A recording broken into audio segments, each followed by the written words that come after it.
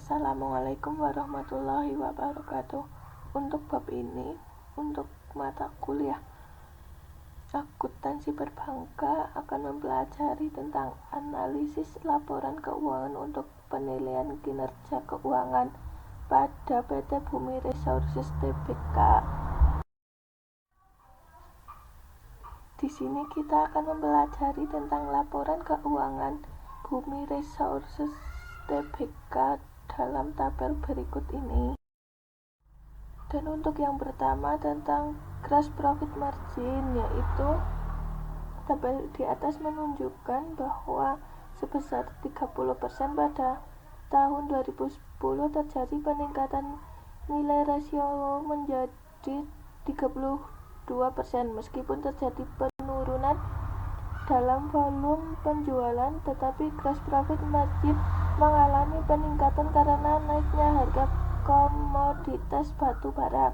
Sedangkan pada tahun 2011 gross profit margin rasio mengalami kenaikan 7% mengikuti tren perkembangan dari komoditas batu bara yang meningkat.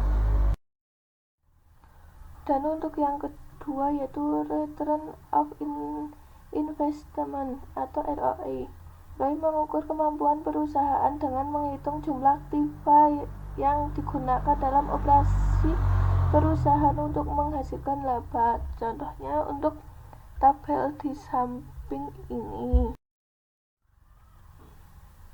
Diketahui tahun 2009 sebesar 3,2% dan pada tahun 2010 nilai rasio ini mengalami peningkatan dari 3,2% menjadi 3,7%.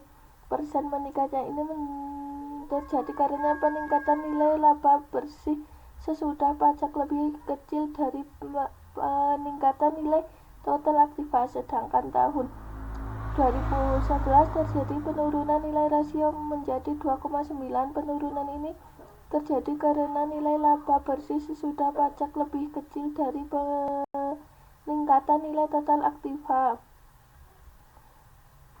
ROE digunakan untuk mengukur tingkat pengambilan perusahaan dan menghasilkan keturunan dengan manfaat ekuitas yang dimiliki oleh perusahaan. Untuk tabel di bawah ini yaitu,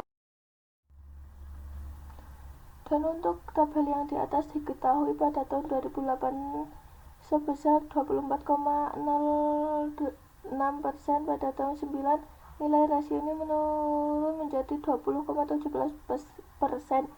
Ini terjadi karena terjadi peningkatan pada nilai laba bersih sesudah pajak lebih kecil daripada peningkatan nilai total modal.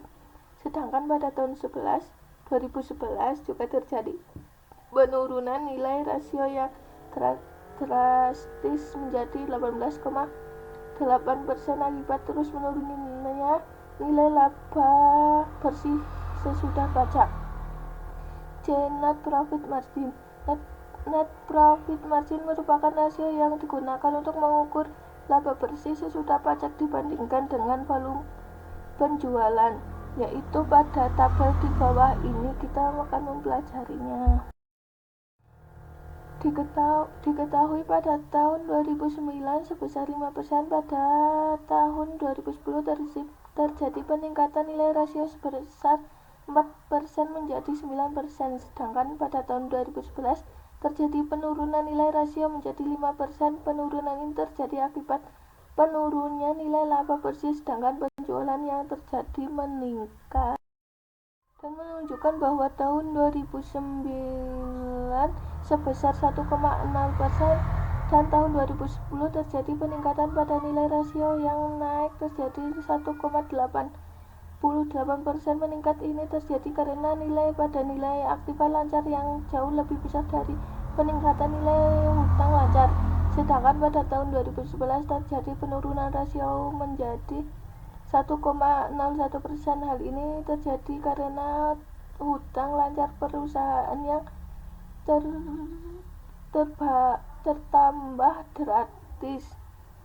Likuiditas Liquidity ratio pada tabel di bawah ini.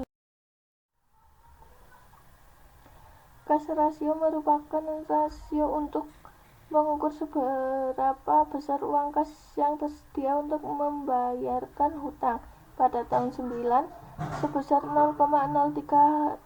Hal tersebut menunjukkan rasio kas yang kurang baik, dan pada tahun 2010 terjadi peningkatan nilai rasio yang drastis menjadi 0,16%.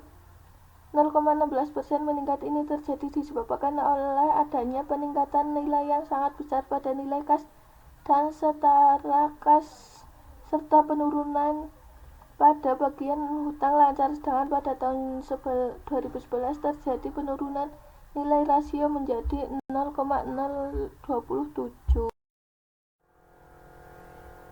Kesimpulan, rasio likuiditas secara keseluruhan keadaan perusahaan berada dalam keadaan baik meskipun selama kurang waktu dari tahun 2009 sampai 2011 berfluktuasi.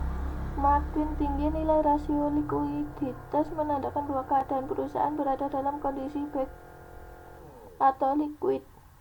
2. Rasio solvabilitas. Keadaan perusahaan tahun 2009 sampai 2011 berada pada posisi solvable. Hal ini dapat dilihat bahwa keadaan modal perusahaan cukup untuk menjamin hutang yang diberikan oleh kreditor perusahaan. Terima kasih untuk materi yang sudah saya sampaikan, semoga bermanfaat untuk semuanya. Wassalamualaikum warahmatullahi wabarakatuh.